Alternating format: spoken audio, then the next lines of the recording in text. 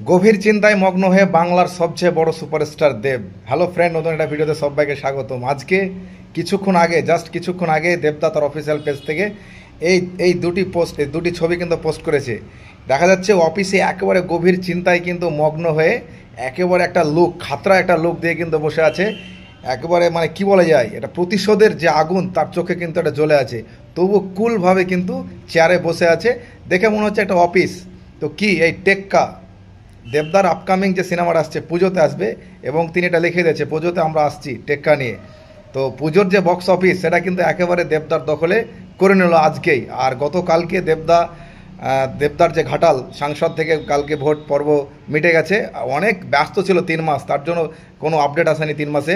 আর 3 মাস পর আজকে গতকালকে কিন্তু ভোট শেষ হওয়ার পরে আজকেই, গত শনিবার ভোট শেষ হয়েছে, আজকে রবিবার কিন্তু অফিসিয়ালি জানিয়ে দিল পুজোর যে সবচেয়ে বড় বক্স অফিস যে কালেকশন হয় প্রত্যেকটা সিনেমার, সেই সিনেমার কিন্তু দখলদারি দেবদার দখলে। মানে একেবারে দেবদার দখলে টেক্কা দিতে আসছে দেবদা।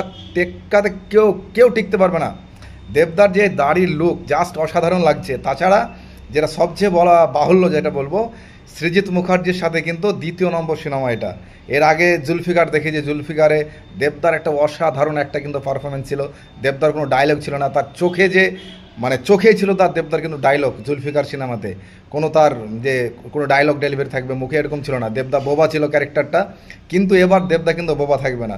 টেক্কাতে দেবদা বোবা থাকবে না, কিন্তু দেবদার যে অভিনয়, দেবদার যে অভিনয় দক্ষতা দিন দিন যেটা পাচ্ছে, এটা মানুষ সবসময় এলিগেশন লাগায় দেবদার বিষয়ে, দেবদা অভিনয় জানে না, পারে না, কিন্তু চোখের দিকে তাকিয়ে দেখো, ছবিটা দেখো, জাস্ট অসাধারণ। তাকানোর যে ভঙ্গিমা, মানে মুখে ডায়লগের কোনো প্রয়োজনই পড়বে না দেবদার। তো চোখে যেভাবে মানে তাকিয়ে আছে, চোখেই বলে দিচ্ছে যে একটা তিনি অফিসে বসে আছেন একটা চাকরির জন্য। এটা আমরা সবাই জানি যে এটা চাকরি যে দুর্নীতি, সেই চাকরি দুর্নীতি নিয়েই কিন্তু গল্প এ টেক্কার।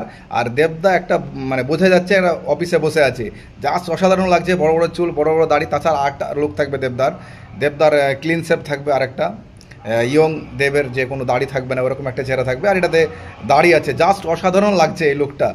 আর এছাড়াও দেবদার খাদান তো একেবারে হাইপ করে ওটা আসছে, ওটা বাঁই রাখছি। কিন্তু আর এই যে কম্বোটা, এটা কিন্তু আর ব্লাস্ট হতে যাচ্ছে পুজোতে, যেটা বারবার বলছি, পুজোর বক্স অফিস কিন্তু দেবের দখলেই থাকবে, এতে কোনো ধরনের কোনো সন্দেহ থাকবে না। তাছাড়া এতে আরও অনেকেই থাকবে, বড় বড় আরও তাবড় অভিনেতা থাকবে, এসব সবাই জানে।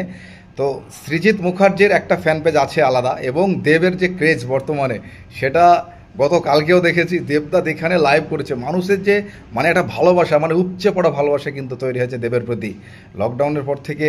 বলি মানে সিনেমার যেরকম তার দাপট, সেরকম কিন্তু মানুষ হিসাবে যে দেবের যে মানে ভালোবাসা, মানুষ যেভাবে ভালোবাসে, এটা কিন্তু আকাশ ছোঁয়া। তার ভালোবাসা কিন্তু আকাশ ছোঁয়া।